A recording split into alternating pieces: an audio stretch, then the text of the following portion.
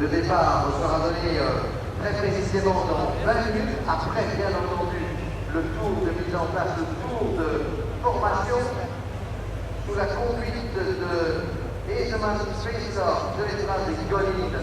C'est Marcel Spaceur qui prendra le départ en pole position après le retrait de la voiture numéro 7, en première position en tout cas, mais laissons quand même la pole à la voiture numéro 7.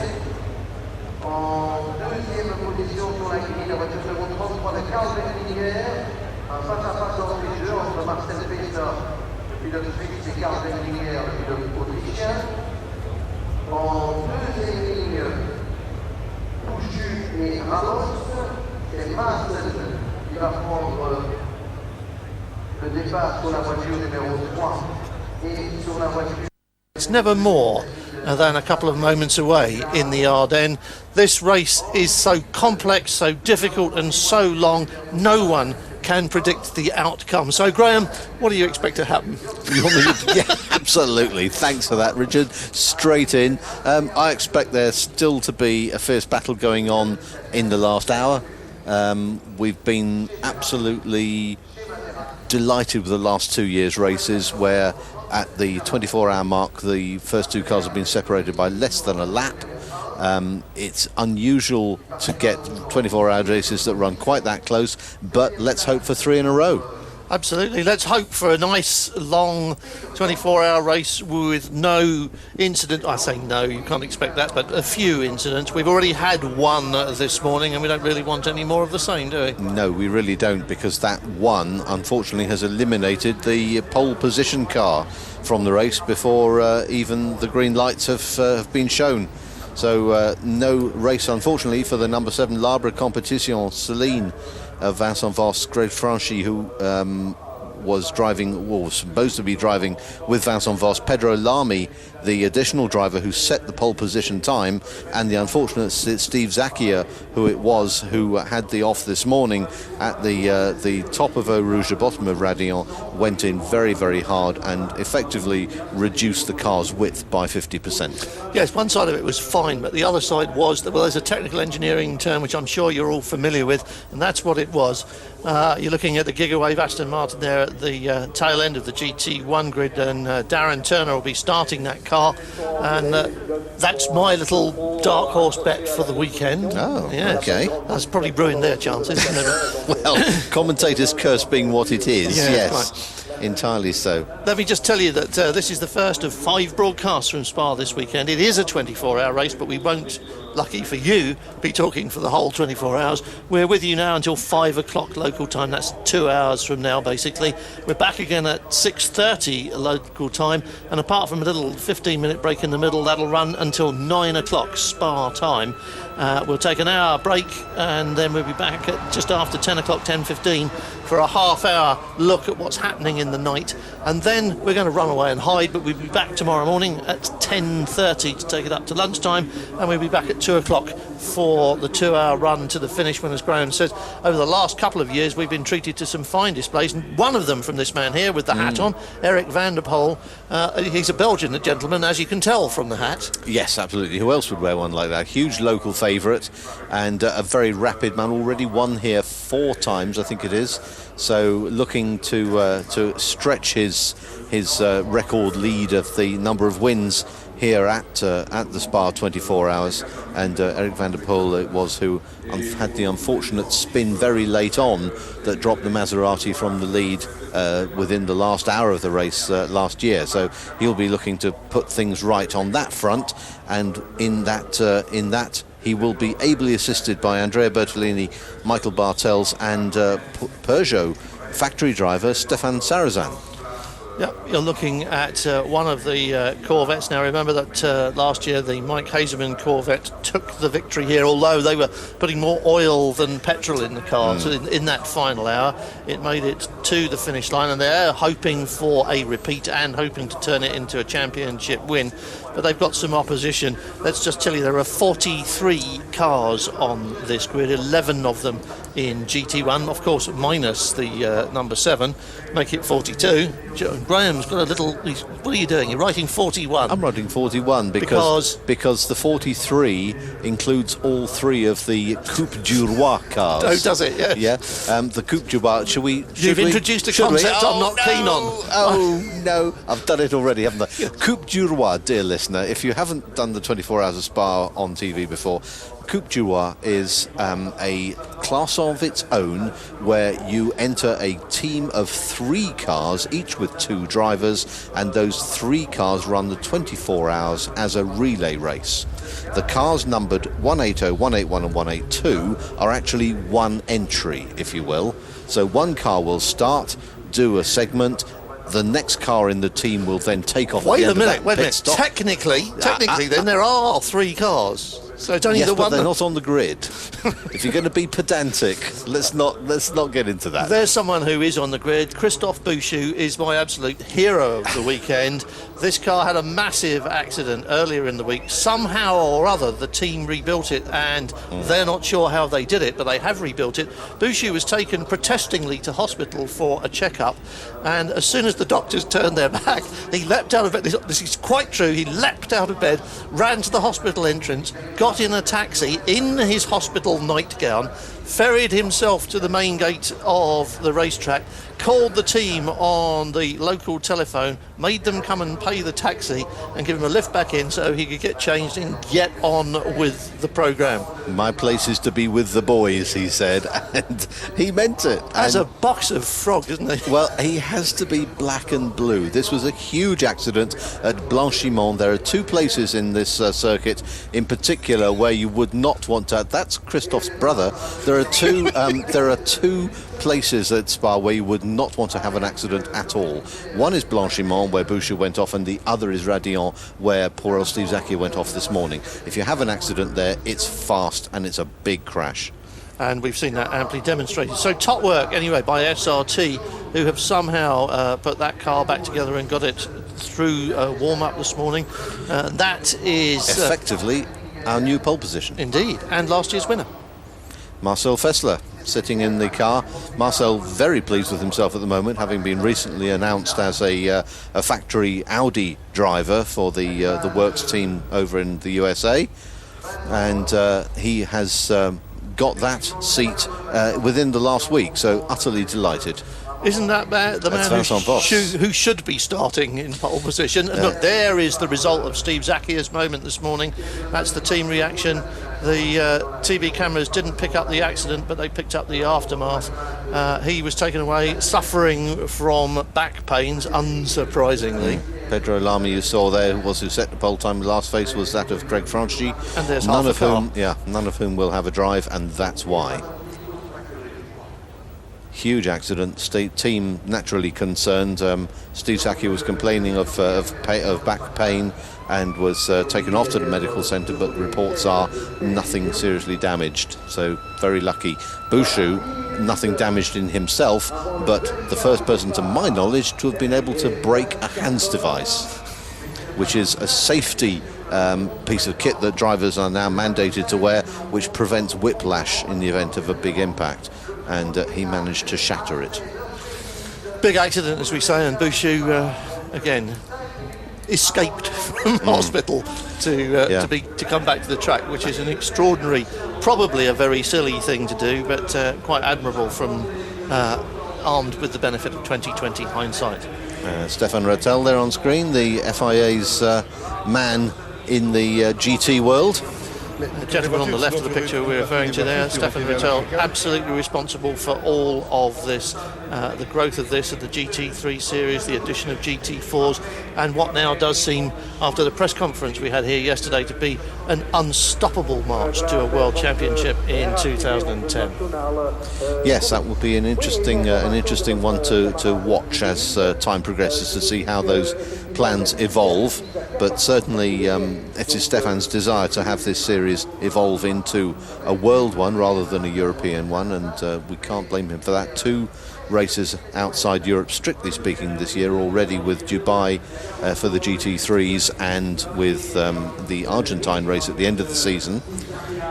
We haven't talked a lot about the grid, apart from references to one or two drivers. We haven't really gone through the grid very much. And one of the reasons, from my point of view, is that, I'll quote Dindo Capello, in a 24-hour race like this, the only good thing about pole position is that you're on the poster for next year. Yes. Because you're the first car across the start line. But after that, pole position in a 24-hour race is immaterial. Grid position is pretty much immaterial as long as it's not representative of your best efforts. That is, if your grid position is representative of bad luck in qualifying or a car that's set up for racing, then that's perfectly acceptable. If it's the best you can do, then obviously you're going to be in trouble. But if it's not the best you can do, it doesn't really matter if you're first or 14th. No, and proof of that pudding, if it were needed, is that Gigawave's number 10 Aston Martin, your dark horse, if you wish, only qualifying 9th, which becomes 8th with the demise of the number 7 Celine. But that's the view on the grid. On the table well now. 2 indeed. Good heavens, you had a pay rise. €2 being the bid. Wagered. You want me to go for one? Go on then. Okay. Gosh, I like Jet Alliance. I think Jet Alliance are a strong team this year. Very good. Well, they're on the 33. front row of the grid. The 33 car, a very strong driver lineup as well. Carl Wendlinger and Ryan Sharp normally drive that car, and what they do at the 24 hours is put all their eggs in the one basket, so they're joined by Alex Muller, who is very quick, Lucas Lichtenheuer, who has been getting quicker.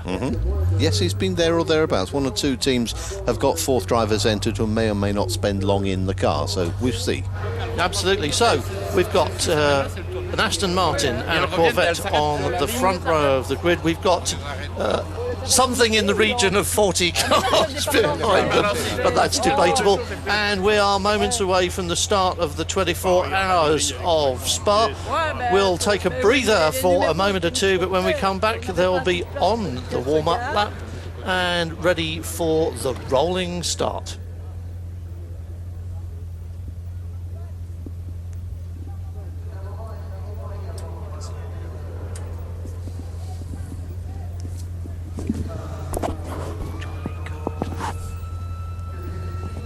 Very concerned, I think.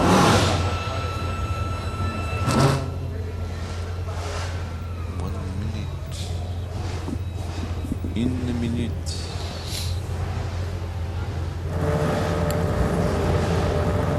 It's a big old warm-up lap, this, isn't it? See, that's not formed up as a grid, is it? Even. It's a bit sloppy, isn't it? So not in grid slots. No. They're just lined up. Which, you know, it's a bit scruffy, doesn't it? Yes, Mr. E would never permit them to do anything as messy as that, would he? No, I don't think any other race director would.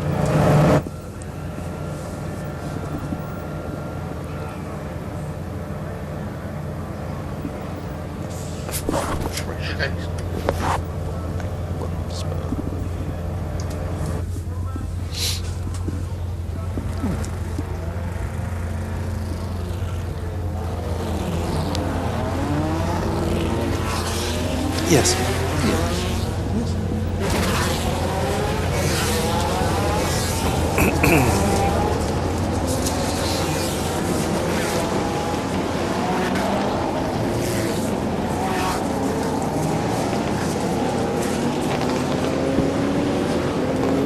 Six won't go.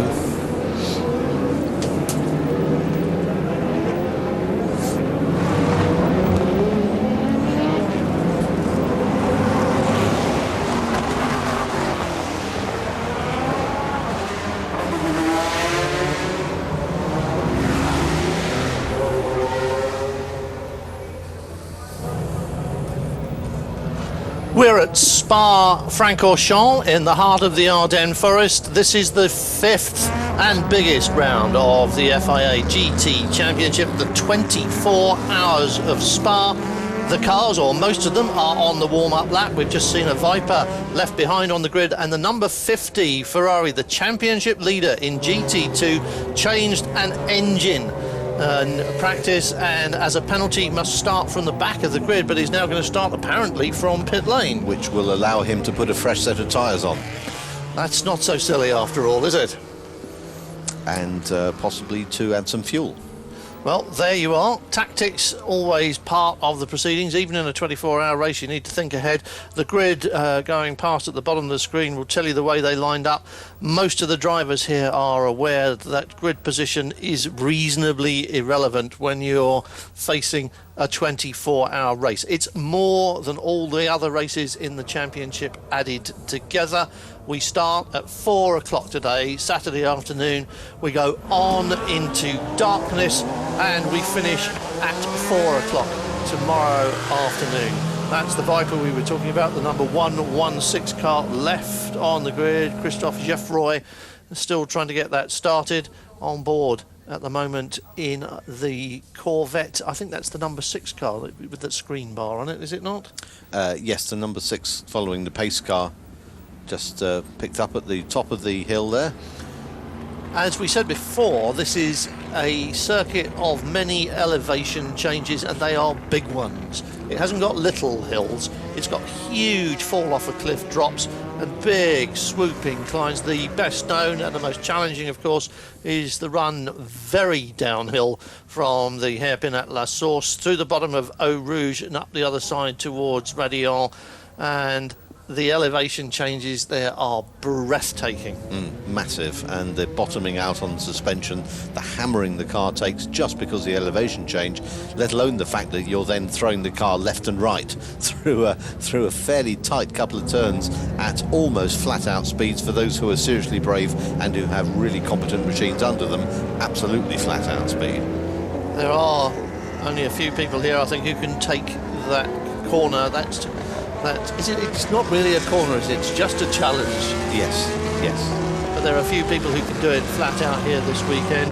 And I suspect when we're looking at a 24-hour race that there are a few people who really want to. Although the important part about that is to be able to carry the speed up the hill, out onto the Camel Straight. And that's where you really will get your advantage, because you want to either catch the person in front or hold off the person behind.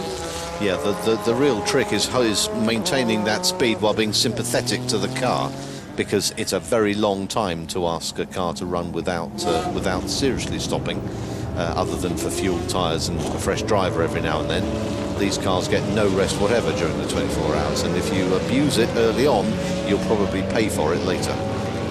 Well, all of that is ahead of us. We'll be here 5 times in total over the course of the 24-hour race. This is our first visit. We're back again this evening at 6:30 local time, and again at 10:15 local time. We're back tomorrow morning at 10:30 and tomorrow afternoon at 2 o'clock. All those times are local in Spa.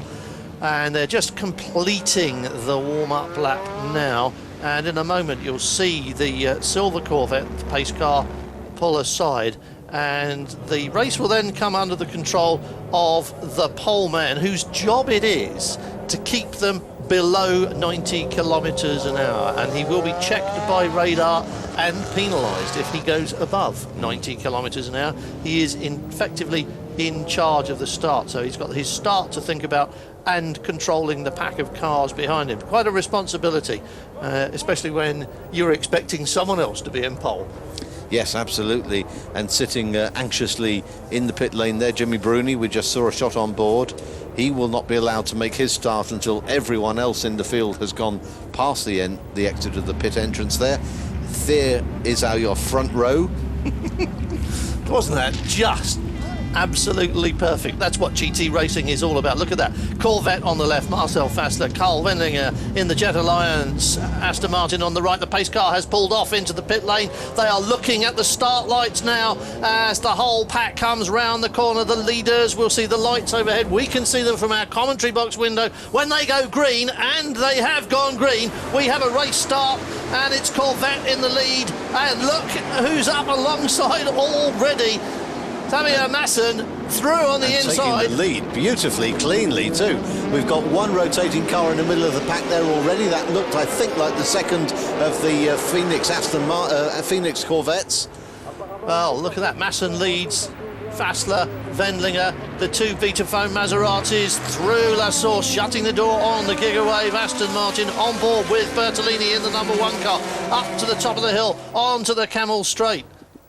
And it was, I'm pretty sure, there's the number 6 Corvette that got tapped from behind in the midst of that first corner at La Source. But in the lead, in the number 3 Celleslar Racing Corvette, it is Xavier Marson.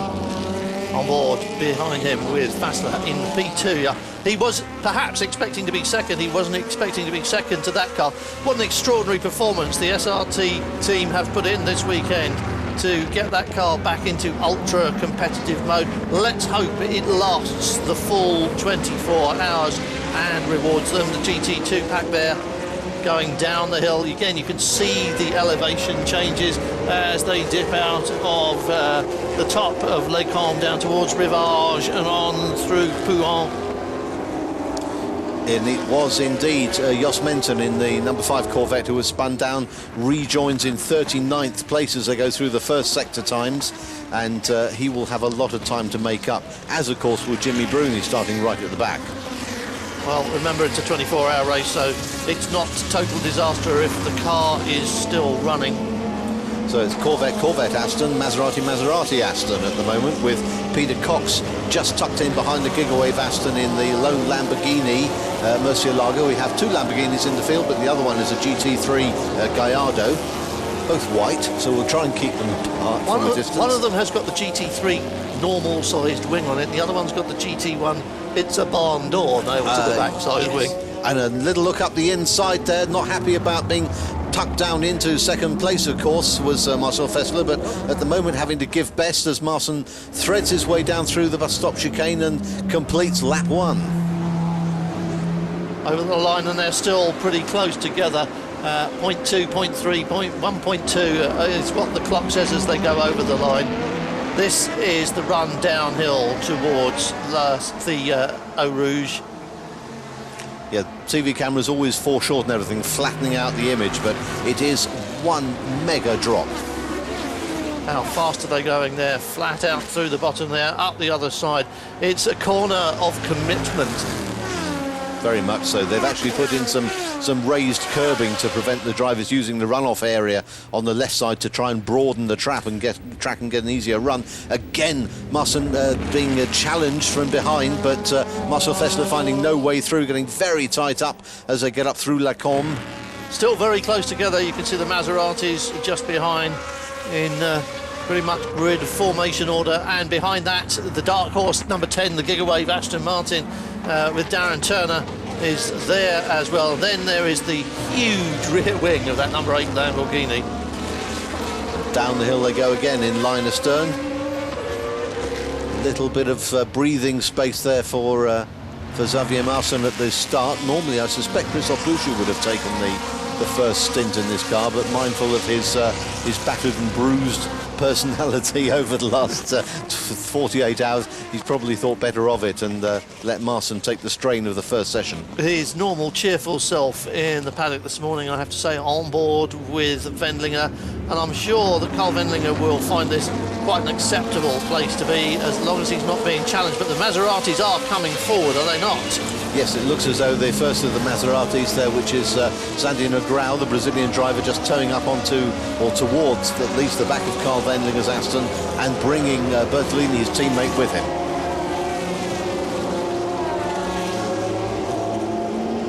On board with Bertolini.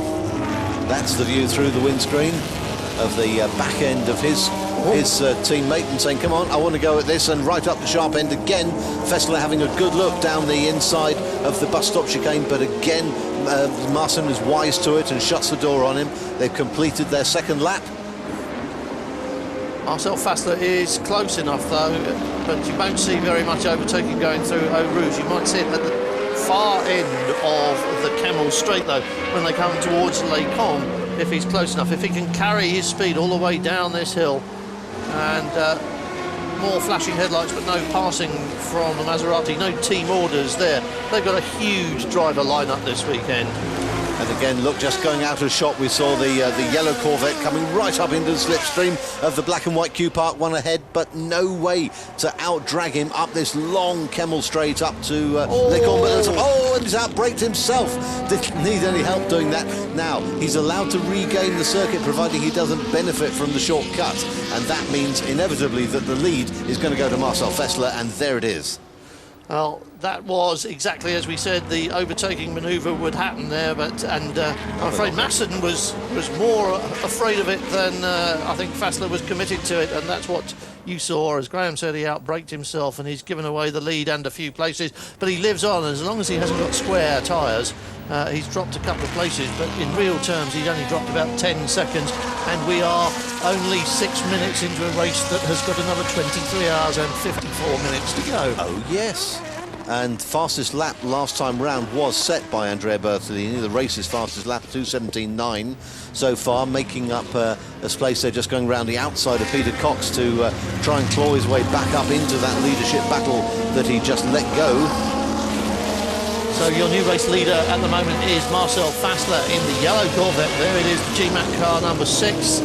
And behind him now in second place is Carl Wendlinger. Here's a replay of the start. Watch the black and white car on the left of your picture. Wendlinger had a good look down the middle there, but it didn't happen for him. That was just perfect, wasn't it? And watch the yellow Corvette there, just getting tapped by Bertolini in the Maserati. That was the demise of the number 5. Jos Menton already, though, made his way up to 22nd place, so he's regained 17. Oh! Almost. That'll make him popular. Almost collecting the medical car on the way back onto the track. And there's Masson's moment at Les Combes, just locked it up, and Fassler had turned in already. Luckily for him, or he might just have collected the black and white car. Square tyres. That's your answer, square tyres, unfortunately, for Masson. We will also see into the pit lane at some point early on the number 15 Maserati of Ben Orcott and co, because they picked up a penalty for having a 4th engine change of the season when only 3 are allowed. Nobody's looking at the tyres on this car. I really hate to say it, but I think this might be something less appealing. Brake related. Yes. Yeah. Remember, this car had a huge accident. It's been almost completely rebuilt. No one in the team is quite sure how they managed it in time, and there's always a question mark, isn't there? And it's the second rebuild in 2 weeks for that car, because they had another huge accident here at a French national sports car event, taking an away day trip to Spa. Yes, in fact, they crashed at both the places that you shouldn't crash in, because that was at Eau Rouge, yes. So that car has been extensively damaged and rebuilt. And there is a question mark for a 2-hour race, never mind a 24-hour race. And I'm just wondering there, because I'm just looking at whether Darren Turner is actually closing on the back end of the Maserati in front of him. Yeah, which ultimately will be the battle for third between the two Maseratis of Negrão and Bertolini. As you say, Darren Turner, Richard, coming up into the rear of that battle at the moment, but up at the head of the field it's still Corvette in the form of Marcel Fassler and Phoenix Racing from Aston Martin with Carl Wendlinger and the Jet Alliance team. And they are going for tyres, as you saw in the pit lane on the number 3 car, so whatever it is, I think they're going to send it back out again. And there it goes. A little bit reluctantly, but eventually away it goes, having lost probably the best part of a lap doing that. And it will be interesting to see if it is a long-term problem for them, because a second lock-up was in evidence as we look at GT2, and class second place there, Tim Mullen, just chasing down Matteo Malucelli in the red and yellow car we saw behind. But Tim Mullen, one of the 2 CR Scuderia team, and 56 Andrea Coddi is right behind them in third. There's the class leader. There's the race leader. And yes, race leader. Or is that 6? That will, I suspect, be Jos Menton coming up to make a pass. He was another 4 cars behind at the start of the lap, but he will have made all those places up. So Jos Menton, that will be in the number 6 car, in the 5 car, biggest pardon, making the way back up through the field. He was 15th last time round. That has translated into 8th. So he's passed all of those GT2 cars in 1 lap. That's the battle for the head of GT2. And close it is, isn't it? Look, 1, 2, 3, they're all close together there as the Corvette makes its way down through Eau Rouge, up the other side. And the CR Scuderia Ferrari is definitely closing the gap there. Just don't quite have the grunt up the hills that the GT1 cars have, but very nimble through the little twisty parts. It has been known for a car of the lower class, the GT2 class, in those days called NGT, to win the race overall. But it's unusual. And it will require a lot more rain than we've got at the moment, I think. Yes, it will, but please let's not have as much as we had last year when we had to issue safety cars out onto the track to neutralise things because there was just so much water. Now, remember last year as well, GT2 was all about Porsche, and we anticipate that Porsche might have a card to play in this race because this year's car, and you're looking at a pair of them now, have been stronger, have been challenging in the 2-hour races, and they were built to race for 24 hours. And 3 of the Porsches entered, and the 2 that you just saw on camera there, both benefiting from the new 4-litre engine available to Porsche. Not necessarily a much quicker engine overall, but much more drivable, a lot more torque at the lower end of the rev range, and so that hopefully will allow them a little more leeway this weekend here at Spa. But at the moment it's Ferrari who hold sway with first, second and third in GT2. CR Scuderia will be delighted with this. Absolutely, but I'm good to see that Porsche coming on strong there, and let's not forget the driver lineup either. Oh yes, it's a cracking one in the 61 car, because starting the race you've got Emmanuel Collard, factory driver, then you've got Richard Westbrook, factory driver, and maybe as your third you might throw in Mark Lieb. Factory driver. Oh yes, factory driver. But of course they're not factory entries because we don't have those in the FIA GT Championship. And this is not the factory entry that you're riding with now. Emmanuel Collard, the absolute star of Oschersleben last time out, and apart from a small flying incident when his car was about several feet higher off the ground than it really wanted to be at the time, it was a magnificent stint from Collard. It's one of the things you go GT racing to watch. It was fantastic, and he can do that almost at will. Wendlinger and Fessler have eked out a little gap over the pursuing Maseratis of Negrão and Bertolini, but Carl Wendlinger it is now who's the fastest man on track, 2:16.4, so paring time down gradually out of the start times, and the gap is down to about a third of a second. You can see what a third of a second means in racing terms as they go downhill. All of or most of the corners here at Spa are named after the villages which they go to. It is an old road circuit. It was much bigger. It was 15 kilometres. It's now 6. Just to give you an idea of how big it is, the corners aren't named after other famous racing types. They're actually named after the small towns that the circuit visits. And a beautiful circuit it is. If you've never been to Spa down in the Ardennes forests of southern Belgium, do make an excuse to get out here one day because it's a belting circuit. On board with Carl Wendlinger in the 33 Jet Alliance car. The camera makes the car in front of him look a lot further away to us than it does to him. Remember the gap, a third of a second, and we saw it on track. It was quite slight. That was only one Maserati. Who's got the other one? Sandy Negrão is pulling away a little way from Andrea Bertolini, unable to make the attack that he wanted to 5 laps ago, or 4 laps ago.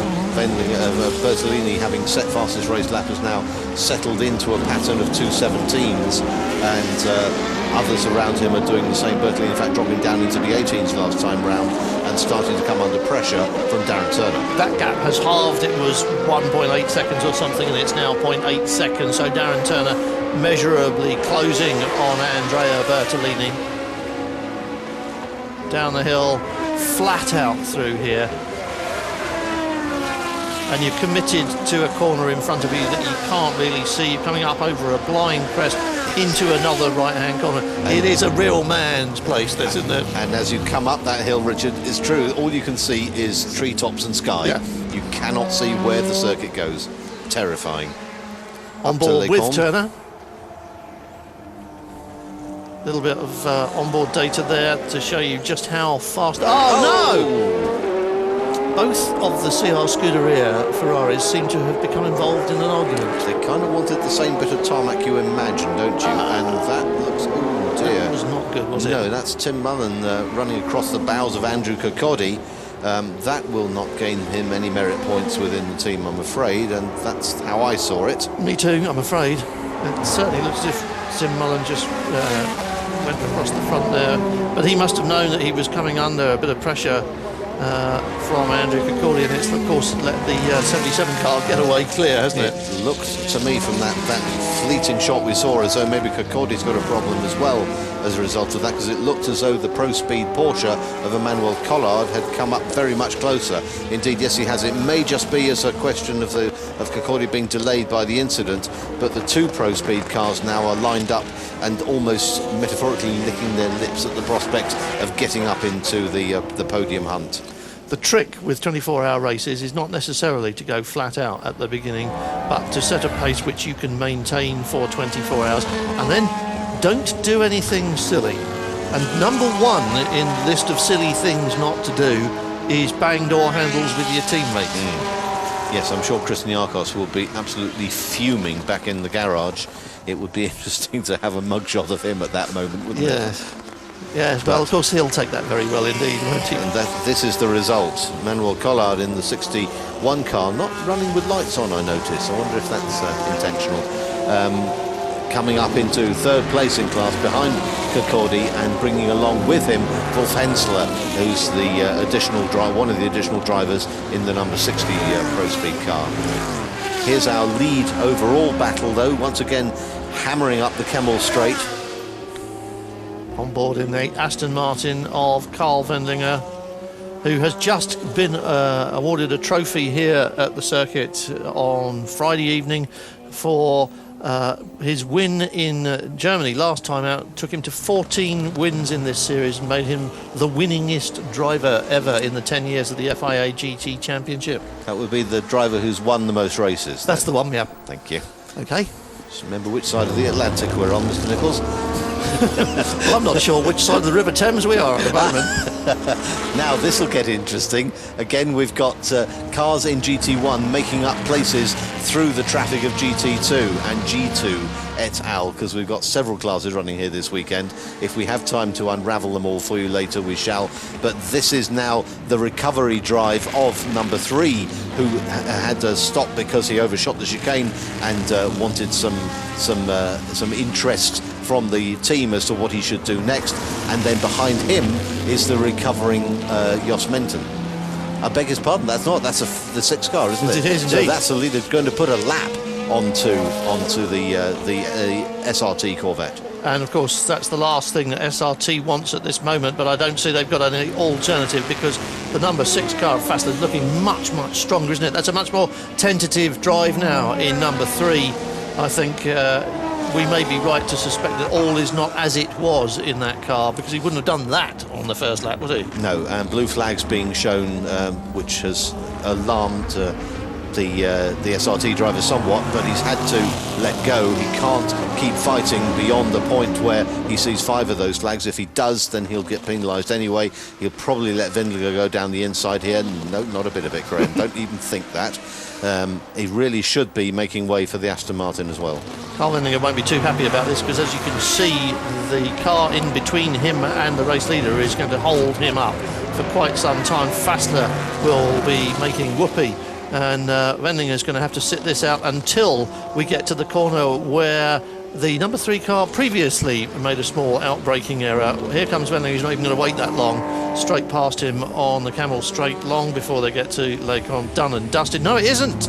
It isn't. Ooh. Not a bit of it. He's absolutely determined not to let go of that track position and allow the second place car in the race, third of the string of 3 you see on the camera here, but he's determined not to let the Aston pass. Well, Xavier Masson has obviously got his reason for driving as he's driving. On the other hand, he's not blocking him, he's just not getting out of the way, is he? No, it'd be interesting to see if he is still getting blue flags around the track as we follow him, and whether the steward starts to take an interest in it if he is. Thing is, although he's made a pit stop, lots of people are going to make pit stops in this 24-hour race, and that doesn't necessarily mean you should give up track position just because you are showing a lap down on the leaderboard, because you are still racing the bloke who's leading the race, aren't you? Absolutely, and Manuel Collard still harrying Andrew Kirkcaldy in the red and blue CR Scuderia Ferrari, the black and white Pro Speed pair, both having a look at the prospect of taking more places away from Ferrari and elevating Porsche up into what would become second and third places. A little bit of umbrellaage around. Yes, that rain that we mentioned. Just peeping out of the commentary box window too. We've got a little bit of rain at the start-finish area as well, and one of the frustrations of Spa is being a 6-kilometre circuit, it's very easy to have one set of conditions in one place, totally different elsewhere. Yes, it can be raining at one corner and bright and sunny here at the start line, but it is just beginning to rain. That's likely to introduce yet another layer of drama into a race that's already been fairly dramatic, and it's only just 20 minutes old. Fassler leads Carl Wendlinger, Malucelli continues to lead Andrew Cicaldi. That's the position in GT1 and GT2.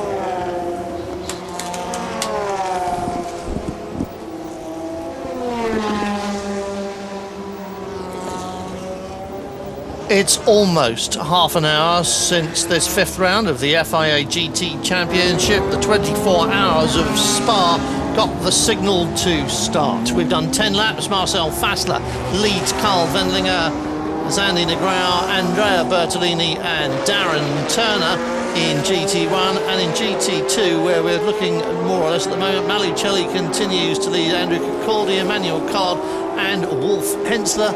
And it's been fairly stable. We had a smattering of rain 5 minutes ago. We had umbrellas up in some places around the circuit, but we seem to have got away with it, and it looks as though the wind has just blown the rain clouds along, but we still do have cloud overhead.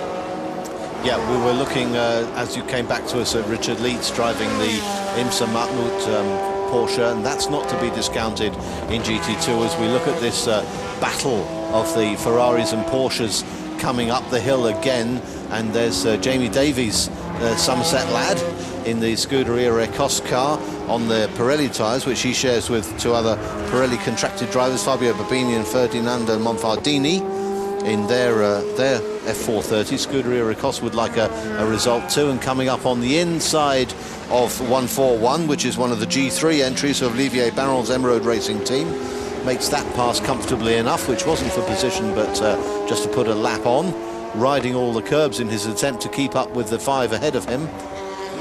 There's your race leader though, the yellow Corvette. At least I hope it's the number 6 car of Marcel Fassler, especially by the way he's flashing his headlights. The leaders in GT1 are beginning to mix it with the GT2 cars, the G3 cars, the G2 cars. As Graham said, that is mixing it, isn't it? Yeah, absolutely, and I think the Aston behind of Carl Wendlinger looks as though he has finally cleared, while we're on that commercial break, the number 3 Corvette behind which he was stuck.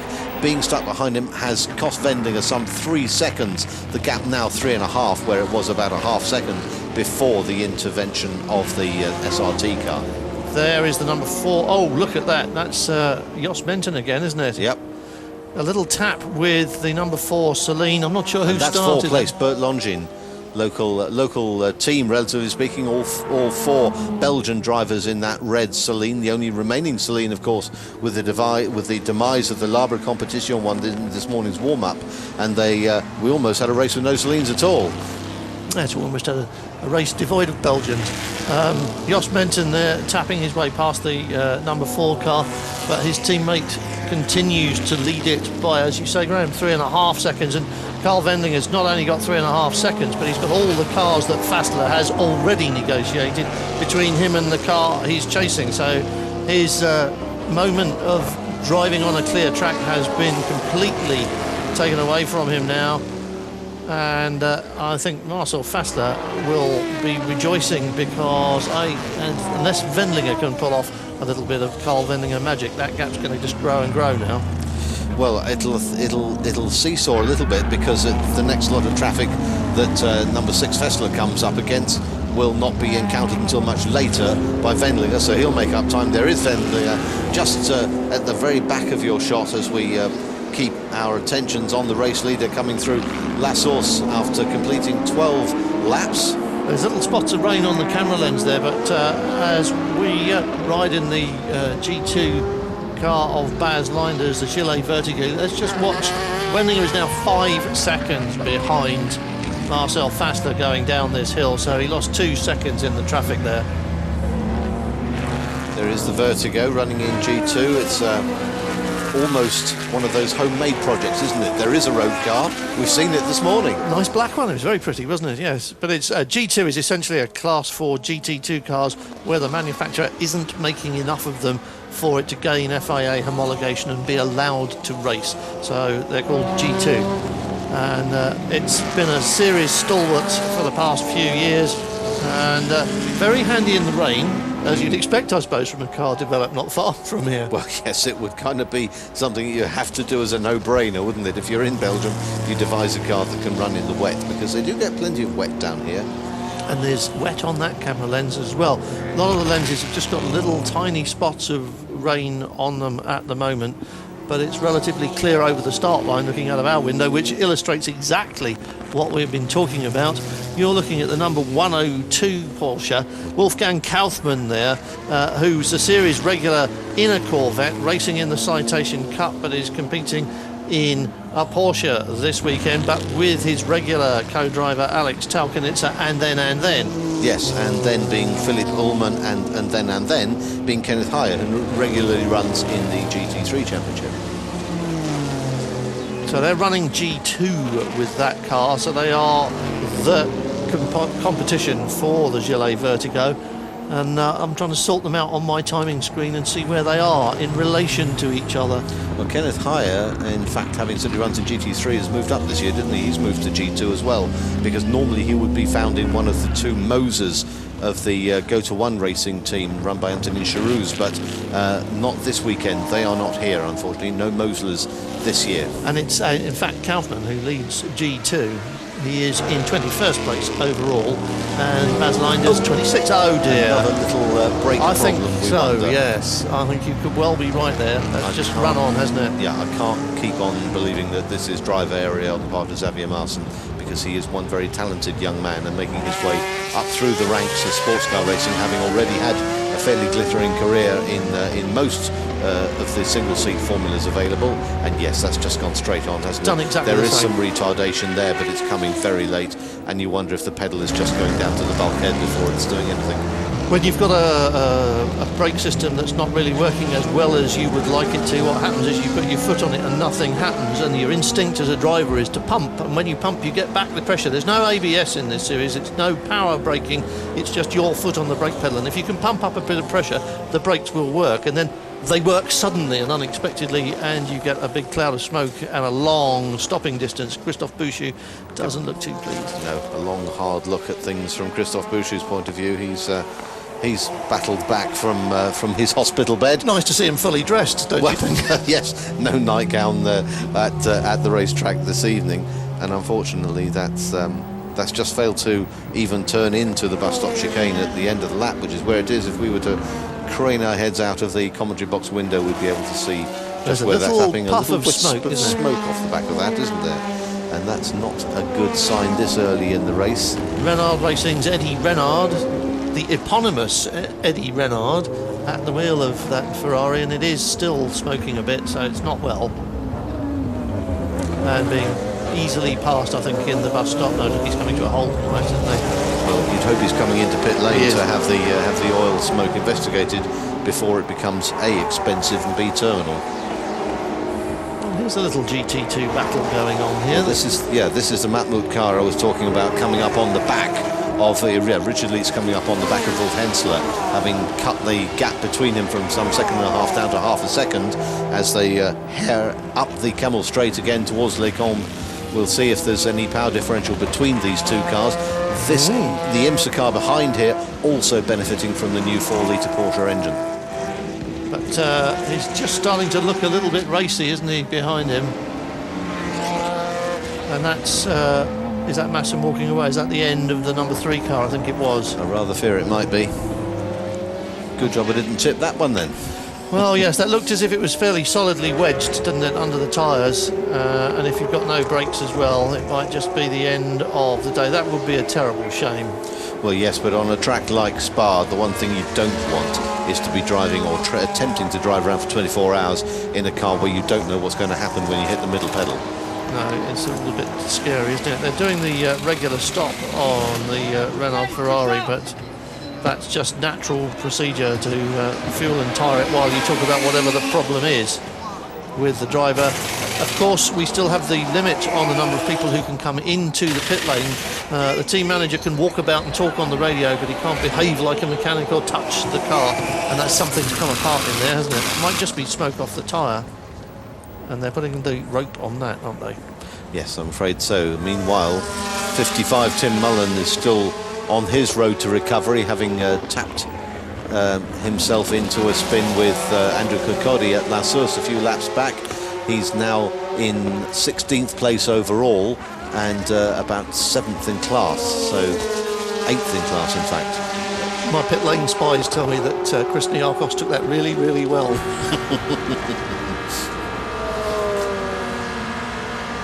Let's just have a recap, recapitulate, they can't touch you for it, in GT2 then, and so it's Malucelli, Kirkcaldy, Collard, Hensler, Leitz, and then in 62, Jamie Davis, Thomas Biaggi in front of Tim Mullen, so he's some 7 places adrift now, Tim Mullen.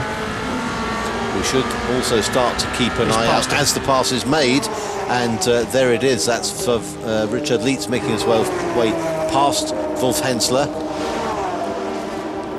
Well, it'll be interesting to see now whether Richard Leitz can in fact pull away from Hensler.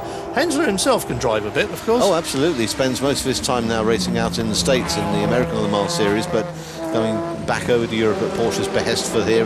Here's a replay of the pass down into La Source. Nice as you like, not even contested, in fact, by Hensler there. That was the very gentlemanly thing to do, wasn't it, Wolf Hensler? Yes, clearly the Richard Leitz-Imsa Matmut car is the quicker one of the two at the moment, and Hensler wise enough to understand that and let him get on with it rather than try and fight and end up with the risk of either an accident or routing his tyres in the process. Yes, indeed. So Malicelli is 1.1 seconds clear of Andrew Cicaldi. Collard is just a second further back in the number 61 car we're riding with, so that must presumably be Andrew Cicaldi in front of us. Up ahead, yeah, we'll just watch them down through the bottom end of the circuit around Stavolo and so on. We're making the run back now towards the start-finish area. Collard has definitely closed that gap down as well. So, and we've got a Porsche parade zooming in. We've got two Ferraris up front, and then we've got a little parade of Porsche before we go back to Ferrari territory again. And there's no sign at the moment of our championship favourites. AF Corsa 50 and 51, the two cars, have dominated the first 4 rounds of this series, but they haven't dominated practice or qualifying here, and they're not really showing strongly at this stage of the race. But of course, we're not that far into it, are we? No, and bear in mind that Jimmy Bruni, of course, started from pit lane right at the back, so he's had to make his way past every other car in the race in order to get up as far as he has, which is currently 17th overall. So he's only just behind Tim Mullen, and Tim will be his next victim as Emmanuel Collard decides it's about time he had a serious go at getting past Andrew Cicaldi. They're running down that steep hill again, all the way down from La Source to Eau Rouge, and here you'll see just how quick that corner is. Taking a lot of curb on the left-hand side there, quite a risk, because it's a highly built-up curb. Now Cicaldi's just getting away from him a bit there, and that's not what he wanted. He wanted to be right underneath the rear wing, get a bit of a toe, but he's going to have a think about it anyway. Not close enough. No, he's just going to show him the car in the mirrors. I wonder why the headlights aren't on though. You'd think, especially if you were pursuing somebody that closely, you would want every bit of distraction you could muster. We are, of course, both thinking the same thing here. This car could have won the race in Adria in Italy, which was the only other race in the year that runs into darkness. And as soon as it got dark and they turned their lights on, they turned their light on. One of them wasn't working. They had to spend a little bit extra time in the pit stop to fix their broken headlight, and it cost them what had at that point looked like a pretty good victory. So lights might be a concern for all of the Porsches, and that one in particular.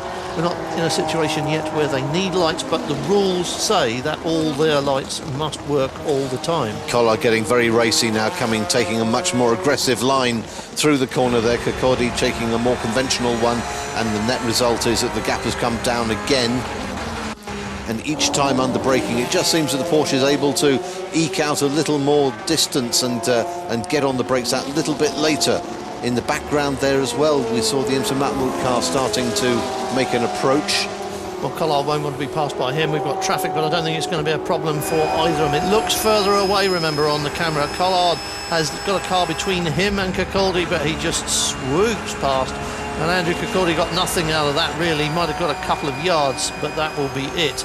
And that is sadly looking very much like the end of the number 3 car. Is that car jammed in gear, do you suppose? Because it should roll, shouldn't it? It should do. I think it's well and truly wedged there, because you're not supposed to run off that far, are you? No, in an ideal world, you probably wouldn't. Not supposed to run off at all, are you? Well, no, we'll offer that one to Xavier Marson next time we see him, shall we? You really shouldn't have gone that far off, Richard says. Yeah, next time if you could stop sooner, it'd be good for the corner workers. On board with the leader. We've all forgotten that Marcel Fassler, after 16 laps, is 6.6 seconds clear of Carl Vendinger. While we've been looking at GT2, he has scraped another second in his lead, and now mixing it with the traffic, it does seem as if that car has just got the slightest edge on the Aston Martin. But of course, you don't know, and I don't know, Graham doesn't know what they have done to either of those cars, how they've got them set up, what their plans are, or how they plan to drive them. Remember, that Corvette very nearly didn't make it to the end of the 24 hours last year because of an engine problem, and This car didn't make it to the end. The 33 Jet Alliance Aston Martin didn't make it to the end because it had a mechanical problem. They won't want that either, so they may be running it a little bit softer. They might be treating it a little bit more kindly, and that's really a difficult part of the 24-hour discipline, is to say, no, I'm going to resist that temptation. This is our plan, and we are going to stick to it.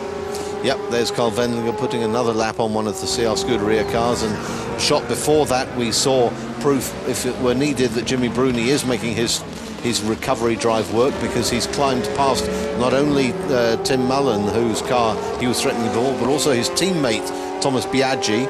So he's up into 15th place now overall, and starting to run down Jamie Davies in the Scuderia Recosse Ferrari. So lots of going on in the GT2 class as Wendlinger nips past the Viper, I think that's the 116 car, and continues his pursuit of Marcel Fassler. But at this time we've only been going about 40 minutes, we haven't even been going a full hour yet. So this race is really very much in its infancy. Good to see the Viper out there, because this was a car that stalled on the dummy grid before they set off for the green flag lap and had to be pushed into pit lane.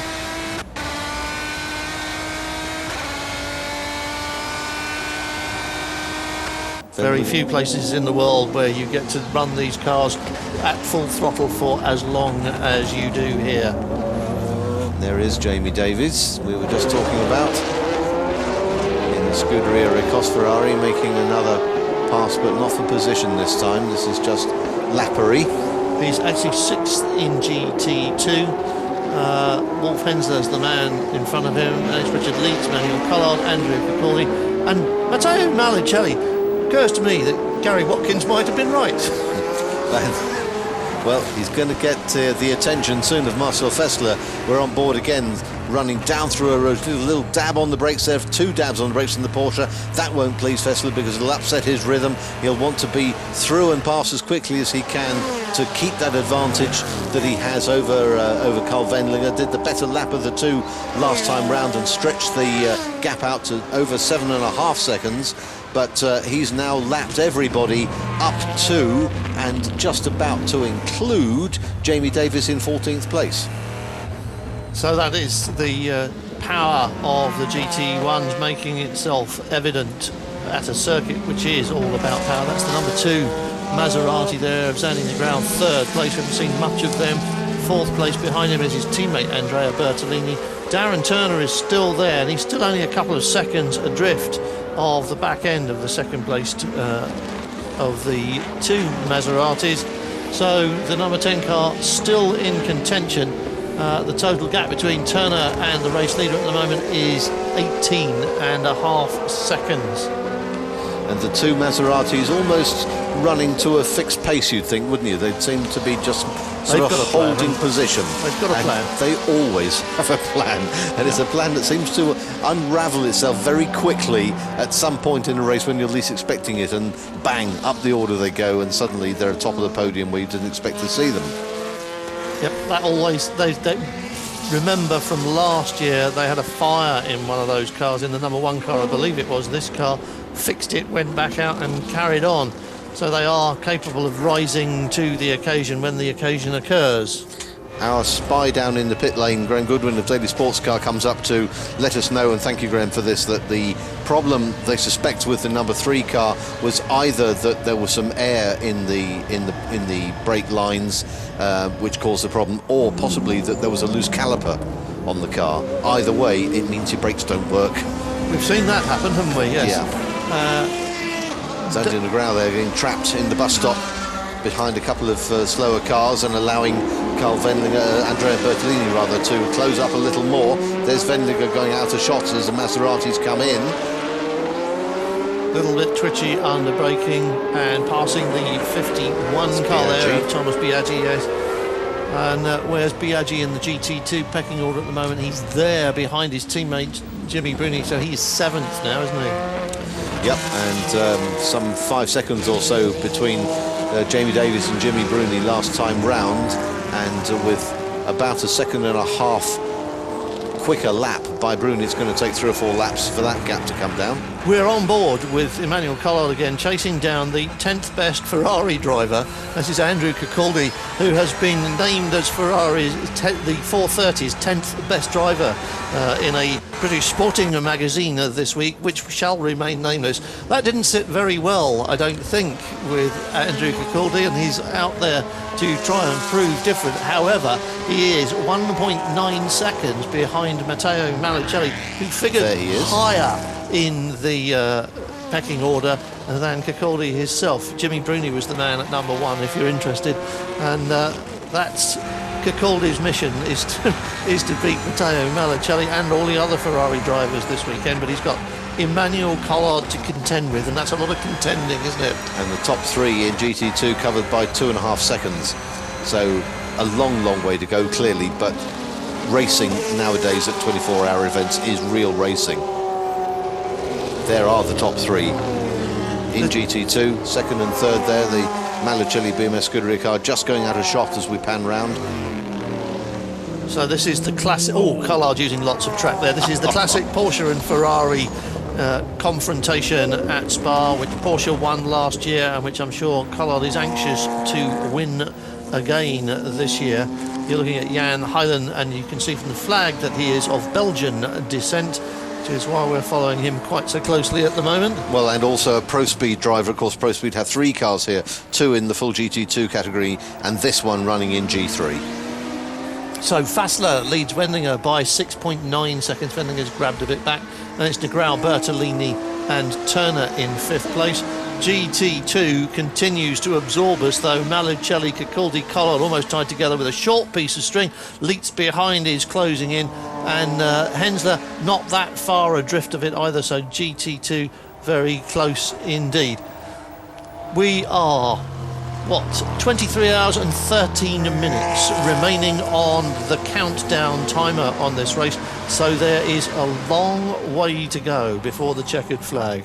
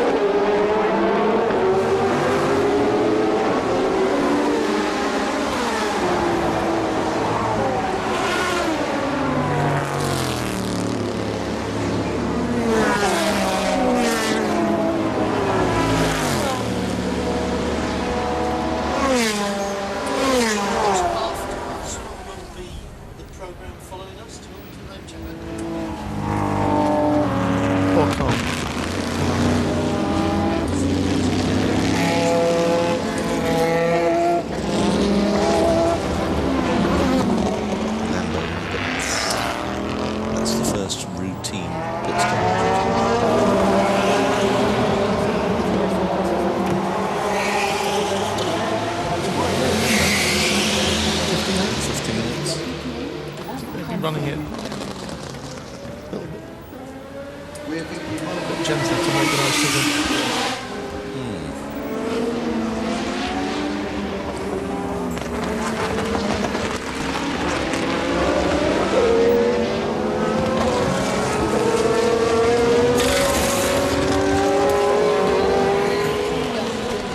We've had glorious sunshine this afternoon at Spa. We've had a little bit of rain, and we've got a kind of cloudy dusk gathering around us at the moment as we look at the first of the scheduled pit stops in GT1. This is the number 8 IPB Spartak Lamborghini. Peter Cox started this car, and with 50 minutes gone on the countdown timer, he's in for fuel and tyres and a driver change. And a driver change. Saw Cox get out, but we didn't unfortunately see who got in.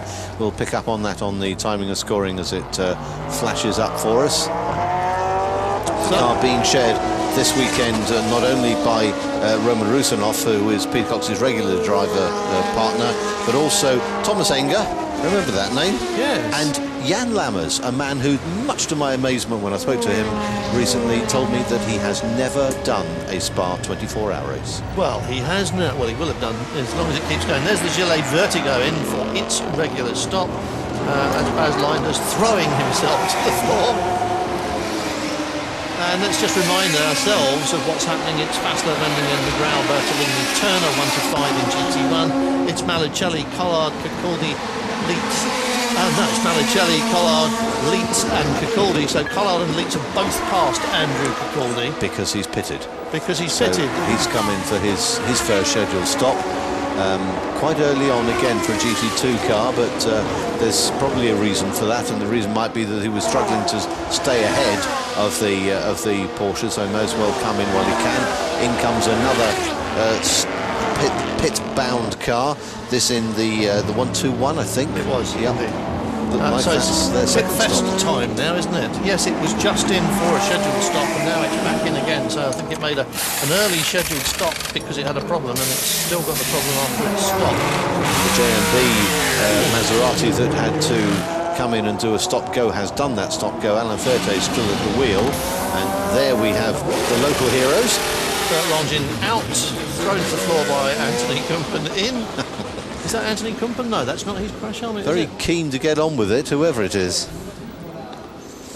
They have added to their lineup Kurt Mollikins and Fred Boovey. Yep. So same race team as last year, same 4 drivers. It is Anthony Kumpen with a new crash helmet design yes. there. Well, it did have a big A on the side, which might have been a clue for us. But they've got a new livery for this race, and they're opening the door again. That's not right.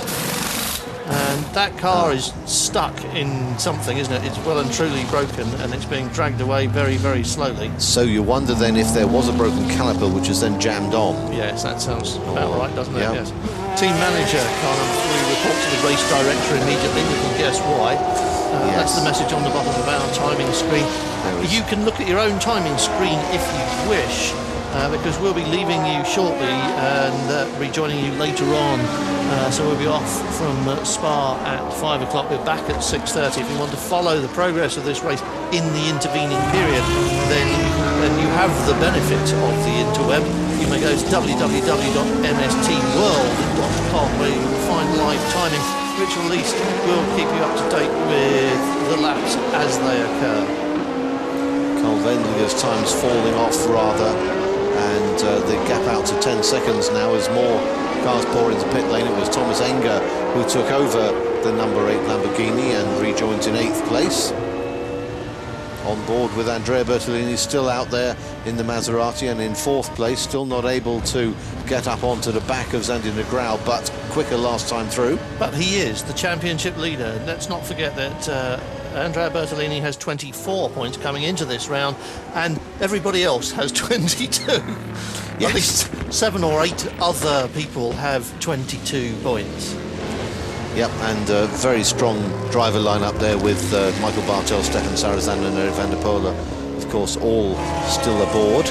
Eric van der Poel looking for his 5th Spa 24 hours win this weekend, and that I think will put him as a clear record holder. And this will be our race leader, I hope, or is this... No, it's not. No, it's the yellow mirrors, and the yellow mirrors means it's Marcel Fessler, so that is our leader. That's the number 10 Gigawave Aston Martin just getting past Emmanuel Collard. So that's GT1 lapping GT2, and nothing that Collard needs to be upset about at all. But you can see quite clearly how much quicker a GT1 car is when it's got the space to use its legs. Yeah, Jimmy Bruni still lapping quicker than anyone else in GT2 as the blue flags wave to alert the driver of the slower car that there is faster traffic on his tail. Darren Turner is still 2 seconds now behind Andrea Bertolini. And Jimmy Bruni is less than 2/10 behind Jamie Davis at the start of the last lap. May well have passed him by the time we get back to that. There is the GT2 leader there, the number 77 car of Matteo Malicelli, being passed by the Maserati and putting a lap on it as the number 1 car goes chasing off after Sandy Negrão, which is a couple of seconds in front of him. And that's a very damaged... Well, it's driving again, isn't it? Well, it's moving on its own, isn't it? That's interesting. I wonder if they would even allow it back in if it were possible. Falling with style, really. It was downhill, wasn't it? Just can't... Everything seems to be turning now, doesn't it? Now they've dragged it. I just wonder if it was just all that tyre wall and everything that was jammed on that left front wheel. Aside from anything else, you can't help wondering whether even if they've got it back, they would actually have any spare parts left, because they've pretty much rebuilt this car by using the parts out of a car that didn't eventually make the entry here. DKR Racing had an entry provisionally in but withdrew, and it was pretty much their car that rebuilt the SRT Cellulosar Racing Team car that you now see on the screen, looking rather sorry for itself. That is very, very sorry. That is such a shame after the team have made such a heroic effort to get it back onto the racetrack, and Bouchou has been the complete hero as well, if slightly loopy at the same time. On board again with the Gigawave Aston Martin, Darren Turner at the wheel, and some 5.5 seconds behind Andrea Bertolini, and last time round getting caught behind that traffic we saw, costing him a couple of seconds off his regular lap time, but back up to speed now. 24 laps down, Fastler leads Wendlinger by a growing margin of 9.5 seconds. Sandy Negrão is 9 seconds further behind that, and 3 seconds behind him is the number 1 Maserati of Andrea Bertolini. Then it's Darren Turney, and that is a very smoky Ferrari, isn't it? That's not meant to happen. Oh dear. A wee incident. This is the Coupe du Roi, dear boys, the Coupe du Roi. And again, Johan Boris Shire at the wheel. Johan normally driving a Morgan he races in the GT3 Championship. And he is always entertaining, Johan Boris Shire. He's last of the late breakers, but I think he's the first of the early throttlers at that particular moment. Yes, I think we're just seeing how much rubber we can lay in one corner before moving on. Oh, not quite enough. Let's add a little bit more over the curbing as well. And away we go. Yes, well, all caught on camera, inevitably. There's only 2 ways to get famous in motor racing: win races or crash in front of a camera. And that was Johan Boris Shire. GT2 still has Malicelli ahead of Leitz in front of Collard now by 0.6 of a second. Is it raining? Is that... No, that's just the smoke blowing past from the incident we were just watching. Yes, the Ferrari spun just about 50 metres away from our commentary box. We've just been wreathed in invisible smoke. The sky suddenly went dark. Man on the move again. Jimmy Bruni is now past Jamie Davis and up into 13th place. Next target for him, and it's not far away, is Wolf Hensler in the Porsche of Pro Speed. Well, this will be interesting because that's quite a charge for Bruni in an hour, isn't it? Because we have just ticked past, or almost ticked past the first hour, and from dead last to where he is at the moment, 13th at the moment and 5th in GT2. That is quite an extraordinary performance by him, and it may well turn out that Mr. Watkins wasn't so far wrong after all. Absolutely. First look for us at the Ascari there, and the first Ascari to run in the 24 Hours of Spa. So well done to David Jones and Team Eurotech for bringing it along. So let's have a little recap then, because we'll be leaving you shortly, and don't forget we'll be back at 6:30. You can send us emails if you want to at studio@fiagt.com.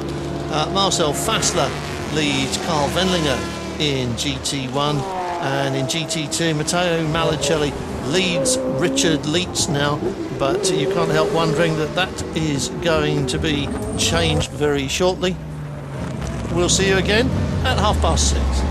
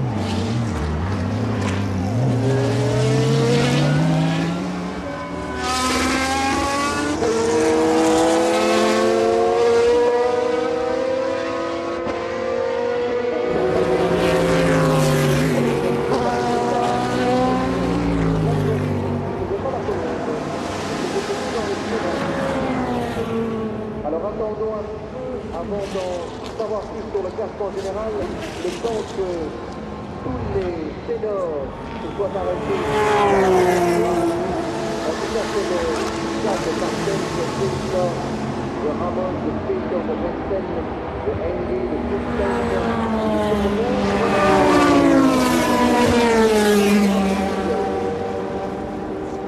Met ongeveer de generaal vanuit van Barcelona op onderweg.